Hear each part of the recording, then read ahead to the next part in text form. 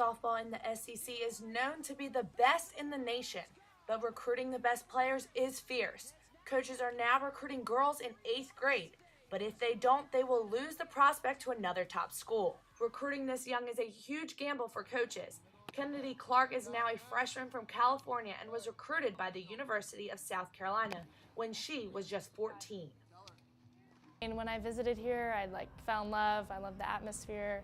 And I mean, when you're that young, you don't really know. So I based it off a second home feeling. Coach Calvin Beeman is the recruiting coordinator as well as hitting and outfield coach at USC.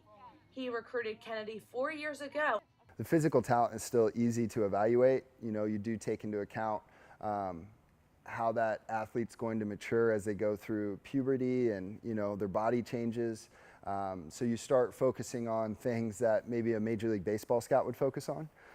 At that age, coaches are unable to speak directly to the players, so they must work around the rules. Doing more homework in terms of, a lot of conversations with their parents on the phone, as well as coaches, anyone and everybody, strength coaches, anybody you can find who knows that kid. You're trying to really get a feel for how they carry themselves.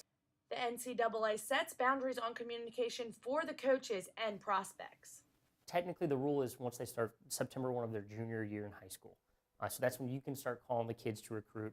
That's when you can start having text messages with the kids as well. Coaches are getting around this rule by inviting the prospects on unofficial visits. This way, the girls can come see the university and coaches can talk to them without any limitations, giving them the chance to offer a scholarship. This is the recruiting class of 2018 and 2019. All of these girls verbally committed when they were in 8th or 9th grade. Junior captain Nikki Blue isn't too fond of this recruiting trend. They don't know about college.